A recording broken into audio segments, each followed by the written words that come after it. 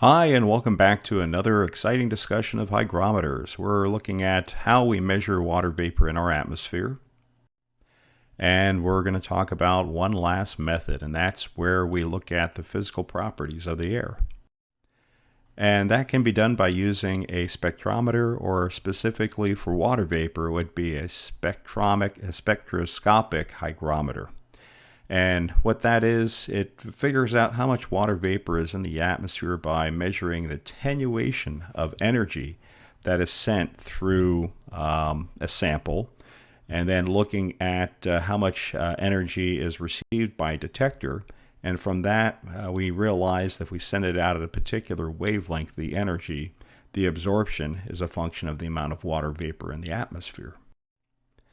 So we use this instrument uses a laser. Another way of describing a laser is a collimated energy source or a light source. And then also you need a detector, and that detector measures, of course, the energy that's coming through the sample. In other words, the laser that makes it through, the laser energy. And specifically, the detector has to be tuned to the frequency that you're looking at, the thing that you want to investigate that's in the atmosphere. Specifically, we're talking about water vapor. So we're looking at the absorption bands of water vapor, and but in particular, we use a specific type of laser and a specific type of sensor.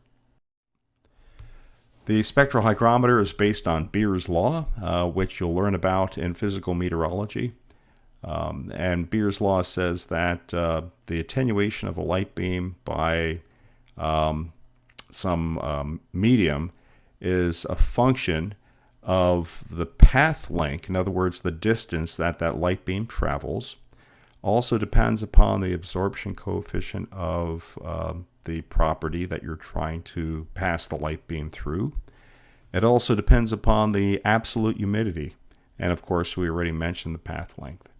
So what this equation says is the intensity of the transmitted radiation is equal to the intensity that makes it through the sample is based upon the initial or the transmitted radiance, and then E raised to this tau, which is your optical path length.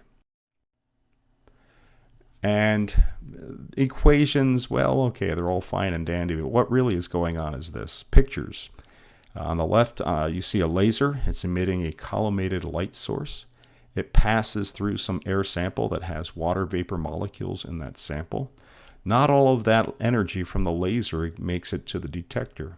And the amount that's absorbed by the water vapor, we can determine by how much of that light beam actually ends up at the detector or the sensor.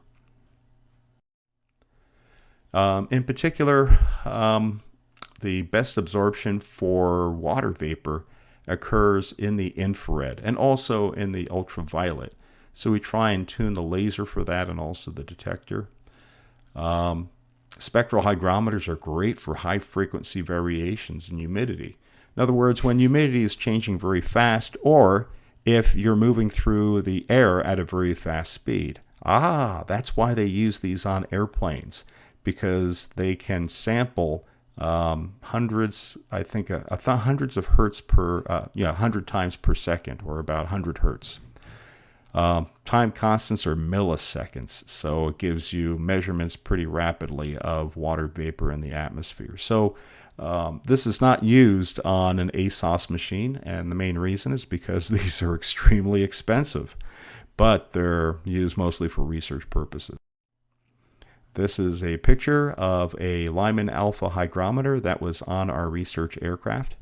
And we call it the Lyman alpha hygrometer. Hygrometer, of course, is the water measuring device. Lyman alpha specifically is a line of radiation based on water vapor. It's the Lyman alpha line, which is the emission line of atomic hydrogen at those nanometers you see there. So it's basically the laser that they use is a hydrogen laser, a discharge of hydrogen, And using an oxygen nitron chamber, they can figure out as it travels through the atmosphere, they can figure out how much water vapor is being attenuated. And from that, they can determine the actual water vapor content of the air. And as I mentioned, it's used in aircraft because it has a very high frequency of measurements, but also sometimes it's used on meteorological towers for research purposes. However, there are some problems, and one of the main problems, of course, as I mentioned, is it's very expensive, but also you need to make sure that the optics are very clear and very clean. If the windows on this sensor are contaminated, then you're going to have problems with systematic error. And then, of course, the source intensity of the laser may drift, so you need to make sure that it's putting out the correct irradiance. That's a little bit about spectral hygrometers.